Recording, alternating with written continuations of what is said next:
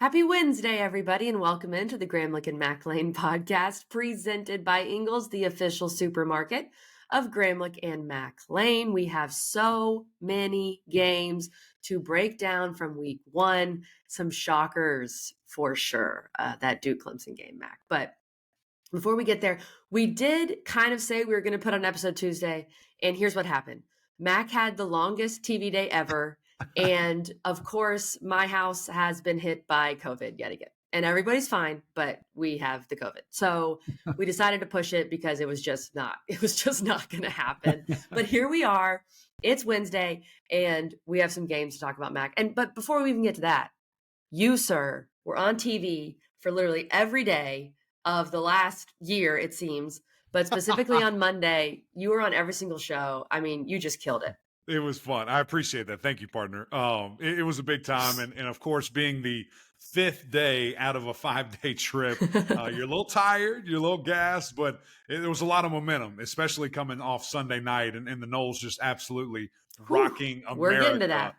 With their dominant performance. We'll talk about that, like you said, here in a second. But so I had some good wind in my sails to keep me going and get me excited. And quite frankly, I wanted to be on a lot of these platforms to talk that talk and to kind of stick that chest out for the ACC and specifically looking at what the Noles were able to do there, what Carolina was able to do.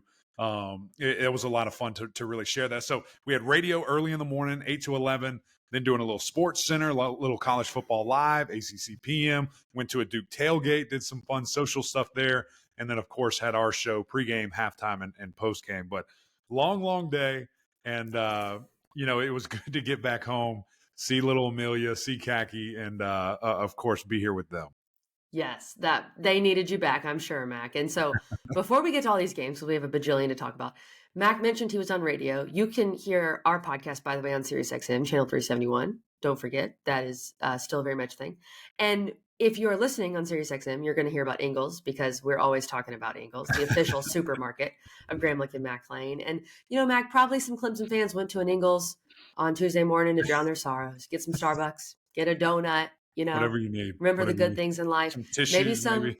Right. Maybe some Duke fans went to Ingles late at night, Monday night, to get some alcohol, perhaps, celebrate. I don't know how you celebrate, but Ingles is the official supermarket of our show, and we appreciate Ingles, and they're here for sports fans, whether you're happy or sad, Mac. That's right. They can help you out. KT, whatever you need. All right, let's get to a quick message from Ingles and then back to these games. It's time to discover the convenience and time savings of contact-free pickup with Ingles Curbside. Just visit shop.ingles-markets.com or download the app. And your Ingles personal shopper gets to work with specialized training on how to select the freshest items for a pre-scheduled pickup. They'll even text you with updates. You pull up to a designated space and your personal shopper delivers your items right to your vehicle. Fresh, fast, and affordable. It's all in the bag. Ingles. Low prices. Love the savings. Let's talk about it. Duke 28, number 9, Clemson 7 on a Monday night in Durham and on prime time. So everybody saw this game for better or worse. For better for Duke, for worse for Clemson. Let's start with Duke. First of all, Riley Leonard, he has been on our show multiple times. He is just one of the best. I mean, the consummate pro, student athlete, really. And he was so steady in this game. He was so confident. Every time you mentioned once, Mac, they zoom in on his face. He just looks like nothing is bothering him. He made the big plays, the big run for the touchdown that gave Duke the lead and all the momentum. But Riley Leonard was he was excellent in this big stage, Mac. He was. He handled it well. The whole Duke team did. And I have to give a massive shout out to Coach Elko. I mean, to go 9 wins, your first year, win a bowl game, and then to beat Clemson year 2, game 1. Top 10 opponent in the house. That is exceptional. That's incredible. Word of advice, you shouldn't have signed your extension till this week. I'm saying? Could have got a little more money there, big man, doing something like that. Something that hadn't been done since, I think it was 78, 79, 89, something of that nature. I'm botching that. I'm sorry. And that team was there. They were celebrating that 89. Yeah, 89. And it was against Clemson. And here it is. History is a circle. It's unbelievable. But yeah, have to give so much love to those guys, and specifically Riley. I mean, that dude's one of the best in the country. I thought it was fascinating that before the game, Mel Kiper comes out with his big board, and Riley Leonard's listed as the third quarterback on that list. I thought that was something the nation would have to catch up to, right? I thought that would be something maybe mid-season. Okay, some eyebrows are being raised. Who's this kid? No, right now it's happening. Everybody's paying attention, especially after this game Monday night, being on that center stage, as you mentioned, KG, the standalone game, and he delivered. The most clutch performance with his arm. It was very timely passes. I know it wasn't the greatest stat line in the world, throwing the football, but running it, he was electric. Yeah. Right at 100 yards, a massive touchdown that really just felt like it broke the back of Clemson defense and the confidence that they had. And then it opened the floodgates for Duke. Everybody's feeling good when that happened. And, his celebration doing the little, Michael Jordan guy, the little security guard. What's up, man? And just who he is as a person. I don't think that can be overstated enough. I mean, that's the consummate leader, the way that he handles life. I mean, we got to talk to him post game and, sit down there and just asking him all these different questions. There were tears in his eyes when he walked up there. I mean, that guy was, celebrating ecstatically with his family, with friends. His brother was, there. I'm not sure how old he is. He looks like a bigger guy. I'm sure he's in high school. And he was painted up with a bunch of other Riley's friends in the front row and, rushed the field. And so that has to be an unbelievable feeling. And then when he came over, just the way he was answering questions, the way that he handles life. I asked him about just, how do you stay so calm? You kind of brought that up there. And when, live bullets are flying by you, all this crazy, I mean, people are trying to hurt you. And he says, man, I have an audience of one. And, I play for him. I don't play for anybody else. And I know there's so many other things going on. I'm just playing a football game right here. There's nothing, better than that. So why would I worry? Why would I do anything of that nature? So he's one of the best.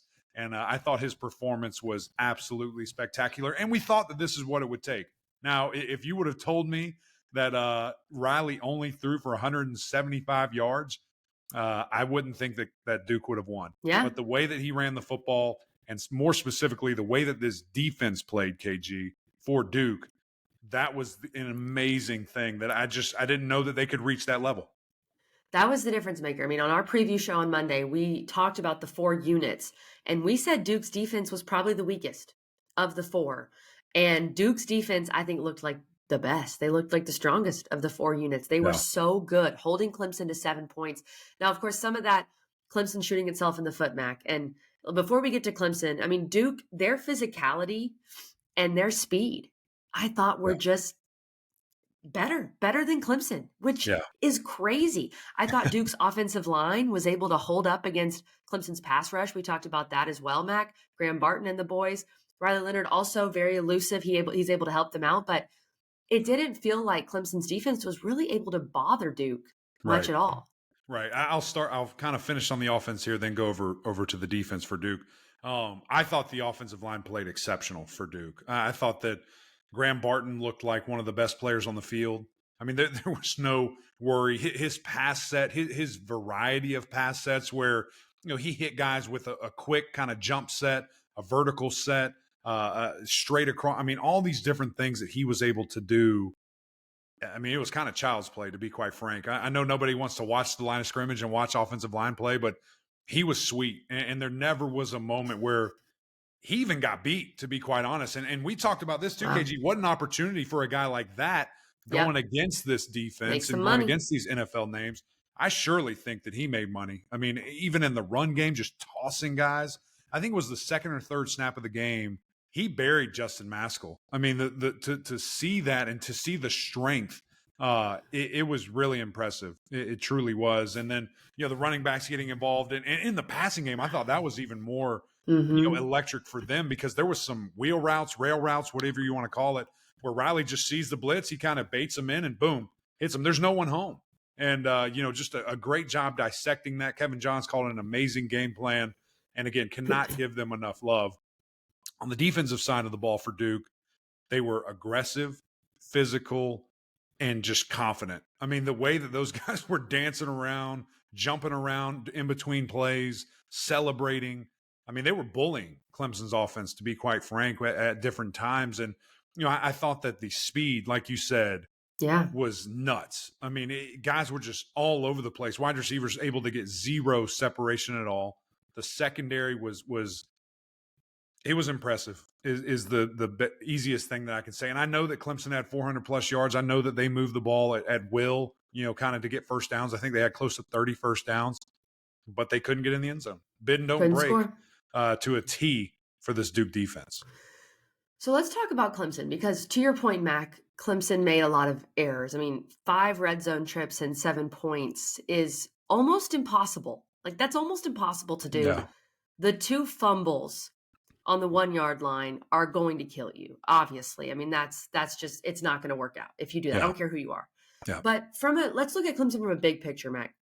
How, and you're someone who's played for Clemson, how does Clemson take the field and look slower and less physical than Duke? And Duke's a good team. Like, I'm Sure. really trying to talk about Clemson without taking anything away from Duke, because Duke is now ranked and they deserve it. They should have been ranked. We've been saying that.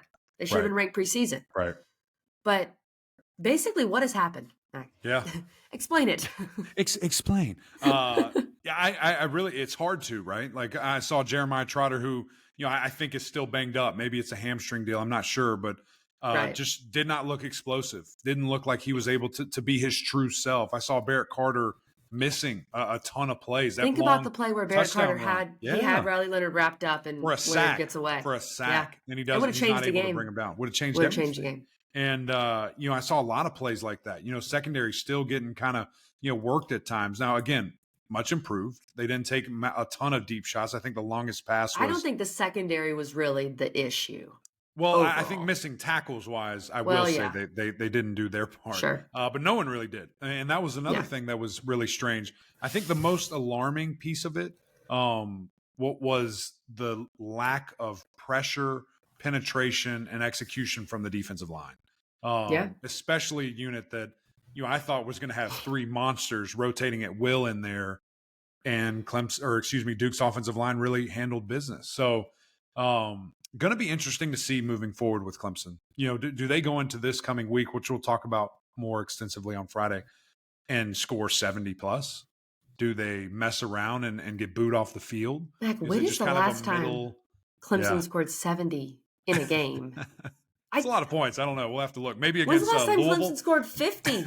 Right. Yeah. Even in one of those type of games, like an FCS game. I don't know. Yeah. We'll do some stats and research. KG Stats and KG Info. Stats and Info will find it. She'll have that for you on Friday. And then, kind of to flip the page to the offense, 400 plus yards, close to 30 first downs, moving the ball at will, not what we thought it would look like, but effective in a sense. Especially Will Shipley. I mean, Will Shipley was the best player on the field. For sure. Heart and soul, like that dude. I know he had a couple of miscues with the fumble. I'm kind of leaning quarterback, and I'll talk about the turnovers in a second. Yeah. The drop pass, a couple of drop passes on 4th down, and one that led to a pick. He did everything he could. I mean, every time he touched the ball, he's trying to score, and did once. But it just wasn't the explosive shots downfield things that we thought at all, KG. And that's not what I saw in camp. It's not what I saw when I was here. The confidence level, I just didn't feel it. And it was really intriguing to me, Kelly. You bring up the confidence word. To me, that was the other big difference. I thought Duke looked confident in everything they were doing. And Dabo Swinney said that to us. He said, you don't necessarily have to run the best offense in the world, but your players have to believe that it is. Your players have to be confident. Right. And it just didn't feel like Clemson had confidence on the offensive side of the ball. And that was an issue last year and I would say the year before as well. Mac, what about your thoughts on Cade? I mean, we looked at the quarterback competition coming in on Monday, and I said there's way more pressure on Cade than Riley. Right. And I thought that showed up. Yeah, I think so too. And I'm doing some quick math here, not with my brain, but with my calculator. So he threw it at 6. Yeah, right. It is. I didn't go to Duke. 63% passing, which, not bad at all.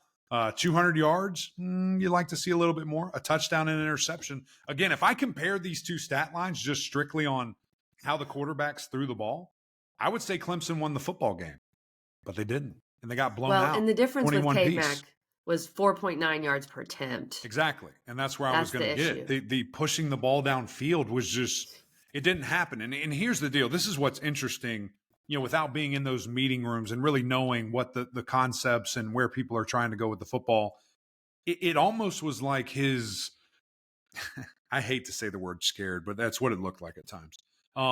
Frightened, led to checking the ball down early or trying to escape early, and routes didn't develop. So we never really got to see a chance sometimes for the ball to be pushed downfield. Sure. To average 4 yards a throw, I mean, that's nuts. That's really low. I mean, you want to be averaging that per rush, not per pass. And so that was something that was confusing to me. The pocket awareness, it felt a lot like that Tennessee game. And Tennessee was way better defensively.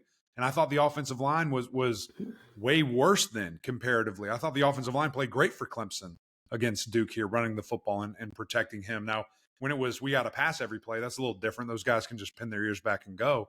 But overall, I thought those guys played well. So what does Cade have to do? I don't know if it's a confidence meter. I don't know if it's, just calming down, relaxing. Now the loss is out of the way. The pressure should, be gone. Go out there and just play free.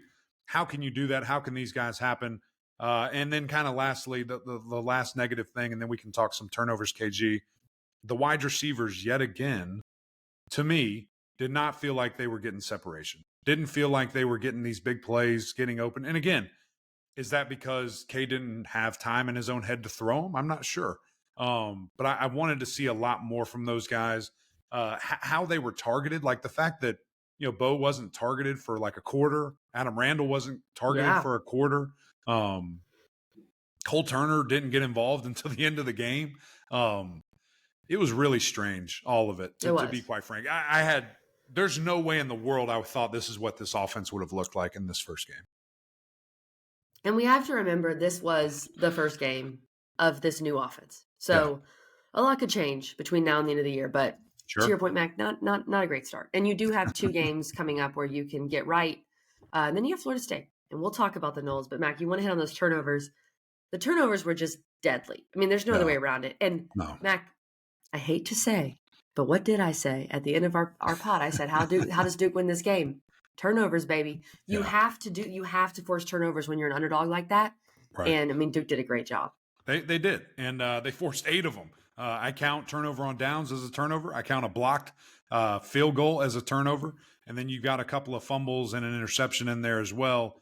And that it's hard to recover from that, right? It's almost insurmountable. And the interesting thing about them, KG, is pretty much all of these, minus the maybe some blocks or something of that nature, were on Clemson. When you look at that first one on the goal line, it's a bad exchange. And again, when you look at it, whose fault was it? I watched that thing like 20 times and I can't tell. So with that in mind, I think I lean to the quarterback. If you're going to pull it, you got to pull it. If you're handing it, that running back is going to take it. And Will Shipley doesn't really fumble. So I thought that was kind of on him. The next one with Maffa, the left tackle, for whatever reason, I don't know if the defender just beat him with an in and out move or what, but the left tackle's turning around, going backwards, and his helmet hits the ball. I mean, that's crazy. And that was such a back-breaking thing. Then you've got the pick, kind of bouncing off Shipley on when he's trying to make a play there. And then, of course, the downs. And, that one, to me, it didn't happen last, but to me, it was the most like the whole game wrapped up in a bubble type feeling, because it's 4th down, Cade scrambling, and he slides a yard short of the line to gain there to get the first down. And everybody knows as soon as you slide, you're down. Like they mark that thing right when you start. And so that it's a massive learning lesson for him with, if you're going to run on 4th down, you have to be a running back. You have to plow through whatever it is to get every inch that you can to get this game going. And he probably thought he had it by a mile. But at the end of the day, you can't leave it up to any judgment. You can't leave it up to anyone's opinion. When did he start going down? Get through that line of scrimmage, and then who knows? Maybe it would have been a different game, but it happened. And, Duke was absolutely able to capitalize, cannot give them enough love. Mm-hmm. Okay, let's pause for a second. I'm going to transition us. The previous stuff was like 25 minutes, so let's keep this to 10. I don't think we want to get to an hour. I think people are turned off by like an hour. Cool. You know what I mean? Yep. All right, cool. All right, Rich, here we go. Mac, there's so much more we could talk about with Clemson and Duke, and we'll hit on both those teams on Friday as we preview the weekend. But let's transition to the game that the ACC really wants to hang its hat on. from the weekend. Florida State dominates LSU 45-24. We told you. Look, we were not always right. We were not always right this weekend. I'm not claiming that. But we were right about this game, Mac. And there's no other way to describe this but domination. The first half was close. The first half, there was some mistakes back and forth. Both teams were settling in. I described it as a Spider-Man meme. Both teams were just pointing at each other and making mistakes. But the second half, Florida State said, no, we're going to handle this. Yeah. And the passing game was electric. Jordan Travis, 23 of 31 for 342, 4 touchdowns and a pick. We talk about Cade averaging 5 yards per completion. Jordan Travis, 11 yards. I mean, come on. Yeah. So this Florida State offense was, and we can talk about the defense too, Mac, but the offense with Johnny Wilson and Keon Coleman, that is why you go to the portal, to get a guy like Keon Coleman. This team, they look so good. I mean, it was awesome to see the aggressiveness throughout the game. Coach Norvell, Jordan Travis, there was a moment in time they could have taken a knee, but they said, no, sir, we're going. We're scoring. We're going to give it to Jaheim Bell. He's going to run over one of your DBs and just stare at him and say, not today, little man.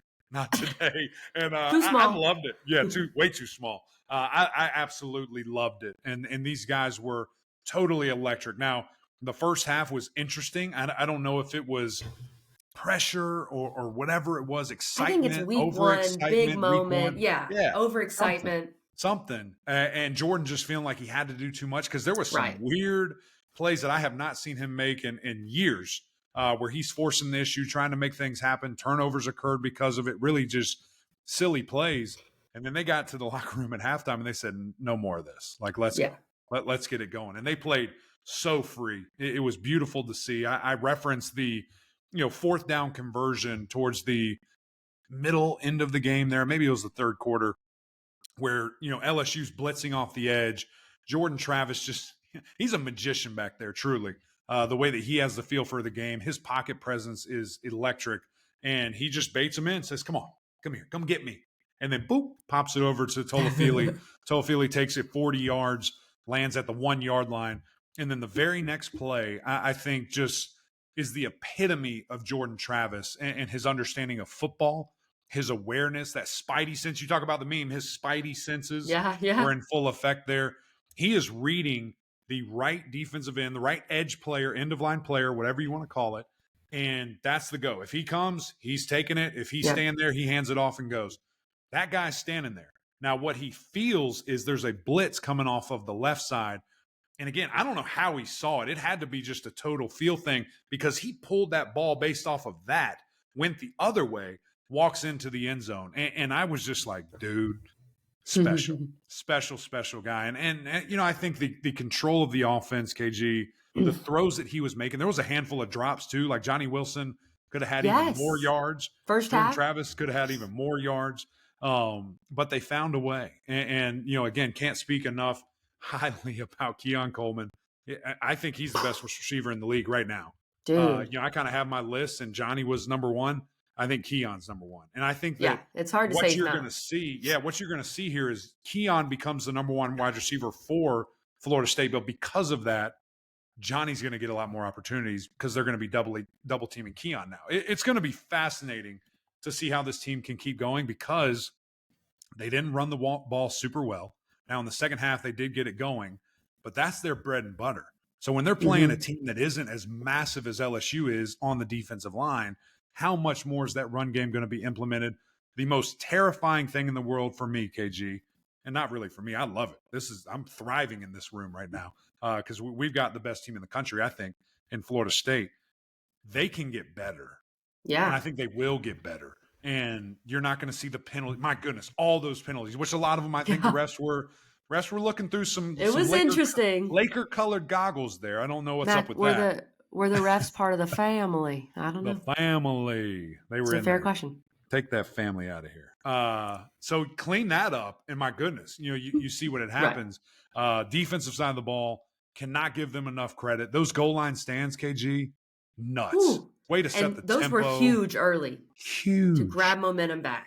Yeah, massive. I mean, listen, first 2 plays of the game, LSU saying, see ya, 50 yards. Boom, see ya, another 20 yards. We're at the 1 yard line. 7 straight plays of getting smacked in the face by FSU. I mean, that was awesome because they had the 3rd down penalty that converted it to a 1st and half-yard line, and LSU couldn't do anything. Those guys were physical, strong, aggressive, explosive. I love what I saw from this team. I love what I saw from this defense. And, again, I think that Florida State's going to get better. It was funny. The AP poll came out yesterday, KG, and I talked to a couple of different voters, Brett McMurphy being one of them. And, when we were talking with him, he was like, no, I'm going to have Georgia 1, Michigan 2. We'll see, maybe Florida State 3. And I said, Brett, why would you not put Florida State number 1? I said, we're just coming off of preseason rankings where what are we ranking things off of? Who had the best resume? Who had the best game? Who looked the best over the weekend? Let's rank it off of that. And, he says his deal, and then 30 minutes later he texts us and says, I'm putting Florida State number 1. I agree. And there was a handful of people, right? I need to be a congressman or something. I'll tell you what I'm going to do is next week I'm calling every single AP voter, and I'm going to get them to swing. We're going to get the Knowles number 1 sooner than later. But let's be honest. Who looked better? Ohio State? Absolutely not. Bama? No. Nah. Georgia? No. Who looked better? Michigan? And come on, they scored 30 points. You should argue, too, the team that is willing to challenge themselves like that should get the That's ball right. in That's Florida right. State. That's and right. Mac, the 2 things that we really hit on and kind of were the swing points in when we were previewing this game, the receivers, which team had the better unit? Obviously Florida State. And even though Thomas was caught the ball well for LSU. But then secondly, my question was, could Florida State stop the run? Right. And man, they did a really good job of slowing down LSU on the ground, held them to 113 yards rushing. Jane Daniels, his leading rusher, had 64 yards. So I thought that was huge. The addition of Braden Fisk in there, Fabian Lovett. Mm-hmm. Florida State is going to be able to stop the run this year. Right. And I think that takes them, in addition to everything else, takes them to another level. Yeah, and I think all that was, certainly a big thing. But one that kind of fell to the wayside that actually I got to give love. My brother EJ Manuel brought up 0 sacks for LSU. And a team in a game that we thought had the greatest pass rusher in the world, the greatest athlete in the world, in Harold Perkins, he was eliminated from the game. He was a non-factor. And really, quite frankly, I think that was on LSU and their coaching staff. They kind of have moved him positions a lot like Clemson last year with Trenton Simpson, trying to make him in the box linebacker and not a pass rusher. You see the ramifications. He was a non-factor there. So a lot of different things. I think FSU dominated. Another one was coaching, KG. I think Mike Norvell dominated the coaching, the adjustments. Agreed. The things that he handled, the plays that he dialed up. That dude's a magician. Doesn't give him enough credit. And I surely think that he's one of the best in the entire country, Kelly. All right, Mac, let's get to the rest of the games that happened this weekend. Let's start with the games from our big game breakdown. North Carolina defeats South Carolina. Oh, this was just beautiful. It was beautiful to see, Eric McLean. North Carolina beats South Carolina 31-17. And I picked the Gamecocks. And let me tell you, I didn't want to. And I did so because I had no faith in this North Carolina defense. And I was worried about North Carolina not having McCollum and Tez Walker. And you know what?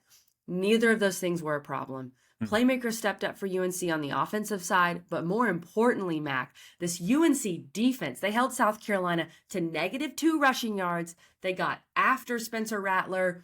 This D-line looked salty. They dominated all night. Mac, who is this defense? What happened? I don't know, but I love it. I really do. And, I think the deal here is they looked exceptional. I mean, when I see these guys and the way that they were doing it schematically, but also just like whipping the dudes in front of them. Yeah. Kamen Rucker, the butcher, was on fire. That dude was going crazy. 5.5 tackles for loss. That's crazy. That's freaky what he was doing. And he was dicing dudes up. I mean, it was so impressive to see. That dude is balling. Cedric Gray balling, led the team in tackles. Power Eccles had a day. And then I'm super proud of this guy. But, coming over and when you transfer and making that decision, but seeing our guy, Amari Gaynor, being kind of a different role. He's more of that jack position coming over from Florida State. That's really like an edge rusher. And he had 2 sacks, and he was dominating guys. He looked great in those colors, that number 3 jersey. So up front, those guys were nasty. And it's like finally. Like Yeah, you have yeah. all this talent, and a lot of the guys were able to step up and do that and get after the quarterback, be physical, right? Like hold down the fort. And let me look at these rushing yards real quick, KG. I mean, if you take away the sacks, which I kind of hate the sack number counting against, they had like 4 rushing yards. Yeah. I mean, that's crazy. Like they had legitimately. -2 technically, but you're right with the sacks. When you look at it. And I Matt, mean, it's crazy. Think about this. Remember we interviewed Mac Brown. What did he say? Yeah. I want the run stopped. That's literally what he said. Check. I mean, it showed up. It showed up. And here's the deal, too. It's not like they weren't running the ball. They ran the ball 31 times. Yeah. 31 times and got abused. Now, here's the deal. I do have to say this. I do have to be the bad guy in the room. I did it on TV Saturday. I'll do it again here. 30 for 39, 350 yards passing.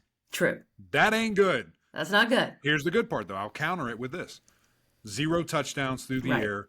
When they got in the red zone, they couldn't score. Correct. Like, bend, don't break to a T. And if that's the way you want to play, that's great. Let's do it. If you can do that, you will win a championship. If you can play this way consistently all year long, because your quarterback's special. Hopefully there's a couple of receivers that are coming in that will add to the firepower of this team here. Shout out the NCAA and an injury. I will say that. But Drake is a freak, and he's that guy.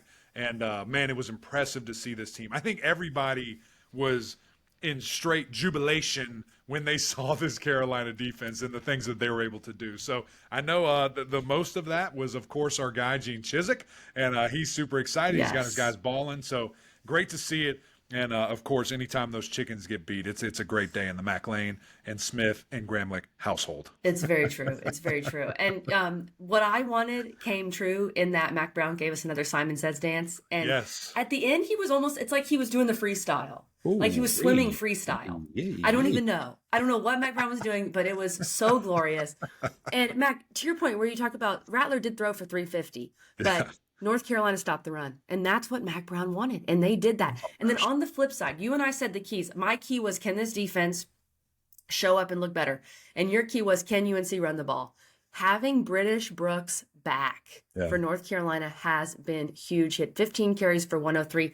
He just looked like a vet out there, Matt. Yeah. He looked like an absolute veteran, ran the ball well, was really good in pass protection. Mm-hmm. Dude is a unit. Yeah. And so I think having British Brooks back, which say that 5 times fast, is going to be so important for UNC this year. It really is. And again, you mentioned that running the football, Drake didn't have to be the leading rusher, which, my goodness, that's amazing. Great to see that. How about this, though, KG? Against a vaunted SEC defense. SEC speed. Woo! 0 sacks. Love to see it. Mac's going to point out that O-line, baby. 9 sacks, 0 sacks. Not good when you have that. One of those teams is going to win. Yeah, the other team is going to win there. So, yeah, super impressed, very proud of. I got to say, I did have a lot of concerns about this team, and that kind of drifted me a little bit with them. But after seeing this, I think that they're feeling great about themselves. I think confidence is at all-time high. Yeah. And a big shout-out to our guy, Coach Mac Brown, 100th win at North Carolina. The only coach ever in college football to have 100 wins at 2 different places. That's crazy. Of course, hook 'em, let's go. And with the heels now, which you just kind of bend those horns in, you got to ram. So there you go. He's killing it. Wow, Mac, that's you ever innovative. thought of that before? That was big time. Well, some other school does that, right? What's the thumb doing? What's the thumb? I don't know. My thumb cannot be controlled right now. Okay, North Carolina, huge win. And they got to continue it this week against App State. Let's talk about the other game in our big game breakdown, Mac. It was Louisville and Georgia Tech. This game was wild. Yeah, okay, Louisville wins 39-34. Georgia Tech covers, as we told you.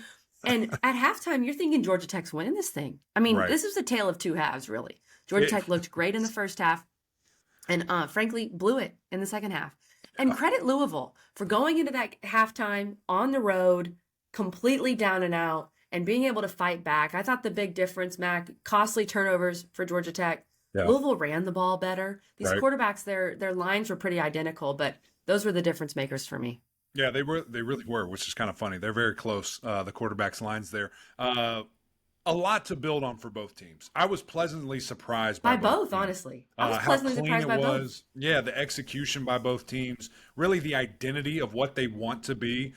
Maybe Georgia Tech, you could argue they want to run the ball a little bit more effectively. But they did in the first half. Yeah. And then, again, all the credit in the world to Louisville. The adjustments were impressive. I mean, the fact that GT scored 28 points in the second quarter, and we're just like, whoa, this is about to get ugly. Here comes the other guys scoring 26 points in the second half, emerging out, pulling away, and getting it done. And, I think a lot of bright spots for both. Everything was really confirmed for me, KG, with just Coach Brom and his offense, their creativity, the explosive plays, throwing it downfield, but also running the football and not being, kind of singled up there.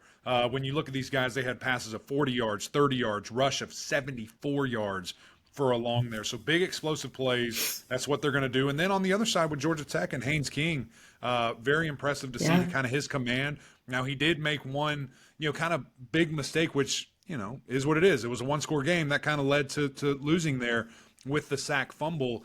He just held on to that ball way too long. Trying to play hero ball, you have to have that internal clock going, and you got to get out of there. Throw the ball away, scramble, whatever it is. You can't just sit there like a lame duck and get blasted and the ball's out. And it's tough. It's tough to overcome that.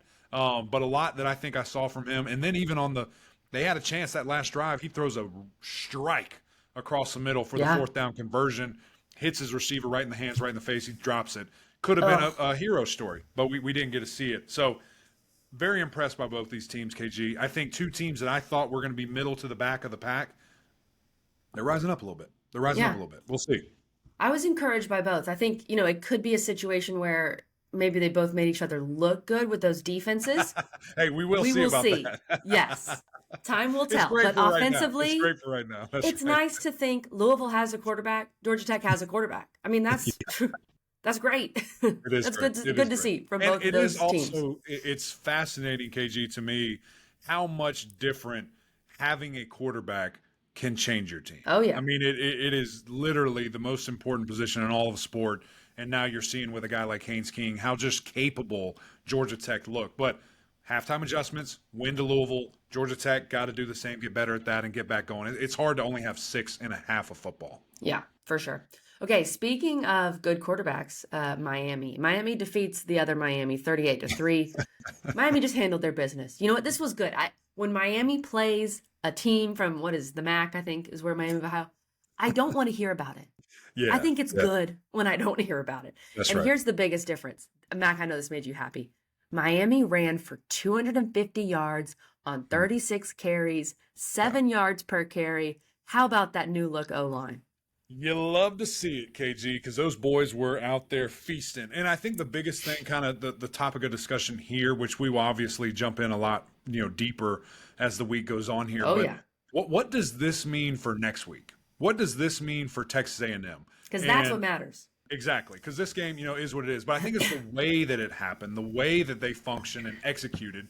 Number one, Tyler Van Dyke, accurate as all get out, 17 of 22 with an explosive play downfield, feeling really good with his wide receivers. But then, like you mentioned it, 7 yards a clip, 250 yards rushing. We're playing bully ball, okay? Like that's what we're going to do up front. Offensive line looked fantastic. Those guys were mauling guys. And really, you got to see a full display of the Miami backfield. And I think that's the perfect world. If they can have, kind of this four-man option, this four-headed monster back there, that's when they're going to feel really dangerous. So excited to see that. Excited to see how I think that's going to translate to Texas A&M. And then, of course, the monsters on the defensive side of the ball. That poor quarterback just, should have just simmer down. He did talk a little bit. He did. And that's what I'm saying. That's why he got hit. So you saw the guys, that really stepped up, the young freshmen, but certainly next week, big test, and I can't wait to see that. We are ready for Miami and A&M, this time in Miami, and this time Restrepo is there. So that's going to be a big difference maker. Yes, please don't get hurt practice. Okay, Mac, these two games, just touch on these real fast. Pitt beats Wofford 45-7. Syracuse beats Colgate 65-0. Yeah. Looked good. You're playing teams that should have no business being anywhere, near you on the scoreboard. Yeah. So we don't know much, but I think overall the quarterbacks looked good for these teams, and you got the results you wanted. I think the biggest coaching point here is I'm pretty disappointed in two things. Number one, Syracuse didn't score in the fourth quarter. That's embarrassing. I'm just kidding. It was great. Great to see that. And number two, I'm also kind of kidding, kind of serious. You got to shut out and you give it away. Our third, fourth string for defense with Pitt. I know those guys were ticked. You hate to see that. I was a part of a couple of those where we have like all this great effort and then the 20th string gets scored on. You're just like, are you kidding me? Like, this is great. You just get so mad about it, but it is what it is. Those guys are learning; they deserve an opportunity, and they have scholarship players too. I heard on the other side when you're playing these guys. So both teams executed at a high level. What you want to see? This is exactly what I expected from these two games. The effort that you saw, how they did it. I think even more specifically with Pittsburgh, ran the heck out of the ball. Offensive line looked great. Running backs looked great. Phil, there were things he did really, really good. That one touchdown, KG, where he's scrambling around, running backwards, throws it off his back foot, and it's a touchdown.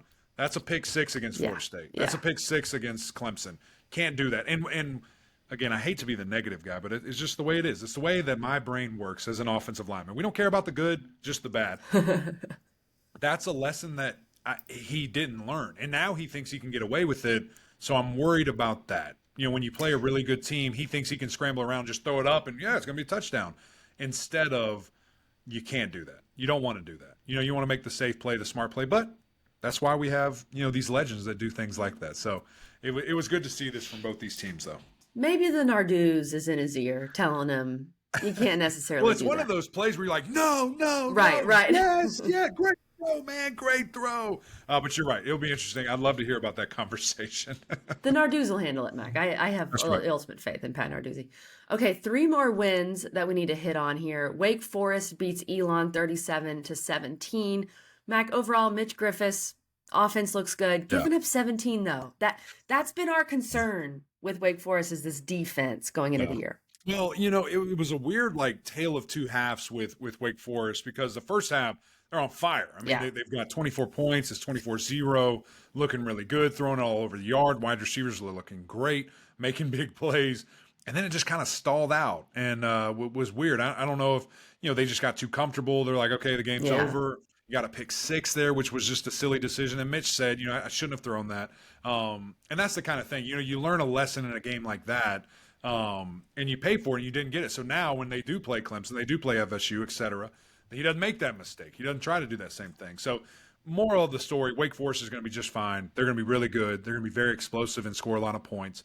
But that defense does need to step up and, to really get it going here. I have no worries about Wake Forest, though. Okay.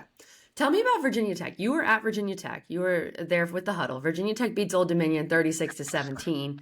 Again, giving up 17, similar to a team like Old Dominion. But Grant Wells, 17 of 29 for 251, 3 touchdowns. A lot better than he has been. Allie Jennings looks like the real deal. So this offense looked better, but just overall vibes from Hokie Land. Well, I do have to say this, and we probably should have started with here because I just literally left this place. I cannot say this enough. Every single time that we go to Virginia Tech, I am blown away. Like, those fans are nuts. They are amazing. That team is so thankful for it and the community that surrounds it. This is a team that was awful last year. Yeah, they won 3 games. 3 games. Playing against ODU, who they lost to week 1 of this new season, and there was not a seat in the house, KG. Yeah. I'm talking about upper corners. Hokie fans are different. Look, they are different, and that was awesome. The entrance is just sick. Eddie Royal and I got to do that, which I'll send you the video later, KG. You're going to love it. It was cool. Just to be a part of that was nuts. And so I love going to that place. Love the staff, love the town, love everything about Virginia Tech. But here's another little bad thing. I'm just full of bad stuff today. I need to go get in the sun. That first half, I'm like, here we go again. Yeah. Can't do anything. They had 80 it was a struggle. yards. 80 yards in the first half. And I'm like, this is horrible football. Like, what am I watching? The good thing is they were winning, number one. Great. The second thing is close. It was 10-16. Wasn't comfortable. Then they go into halftime, come out, looked like a different team. Grant really settled in, was flawless. I mean, he was throwing the ball all over the yard, 253 touchdowns. Allie Jennings emerged. I mean, I don't know what the game plan was, why it took so long to throw him the ball, but here's some breaking news. Throw them the ball. Okay. Good things are going to happen. And then, I think the run game needs to improve a little bit more. 40 attempts, only 100 yards isn't great. But the one kind of, again, silver lining, I thought the defense played out of their mind. I thought they played really, really good, even though the 17 points, tackles for loss, turnovers, special teams scoring points. APR there, the transfer from Florida, looked fantastic. Led the team in tackles, 2 sacks, 2 TFLs, just a million pressures. I think that there's some promise there, and these guys can continue to rally together, get some confidence that you saw in that second half, and let's go to work, because those fans deserve it. They deserve it, man. My God, I can't imagine a top 15 Virginia Tech team. Like, that place would literally explode. I can't imagine how much used to be. Crazier it would be, because it's already so great. But they deserve that, and I hope that we can get back to that sooner than later. Yeah, they absolutely deserve it. Those Hokie fans, we love them. Okay, Mac, one more win here we need to discuss. NC State beats UConn. This was on Thursday night. NC State beats UConn 24-14. I told you UConn was going to cover. Ooh. The defense, so here's the thing, Mac. The defense, which you were very high on, they gave up that opening drive touchdown and then gave up 7 points the rest of the game. Yeah. So the defense really did their job. The issue with NC State, again, not running the ball very well. Armstrong ran it, but you can't really run it with your backs. And then my biggest question, where are the wide receivers? It seems wherever Brennan Armstrong goes, he doesn't really have dudes that can catch the ball for him, Mac. Yeah. That was interesting. I did think the passing offense would be a little bit better. But that was always our question mark, is who are the because they lost so many dudes from last year. Yeah, and the year before that. Like, who are the skill guys that are going to step up? That's always been our question. And really thought I'd see more from Lassane.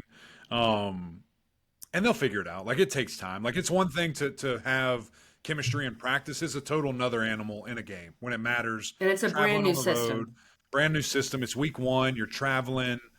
I'm sure it wasn't a packed house there, so you're like, why are we here? So I'm sure there was a lot that went into it. I did like that they attempted to run the ball, and they ran it okay, effectively, 46 times, for 200 yards there. I did like the running attack, KG, but I would like to see not Brennan Armstrong with 19. Yeah. Let's bring that down to maybe 10. Give some other guys, and they have to do their part too.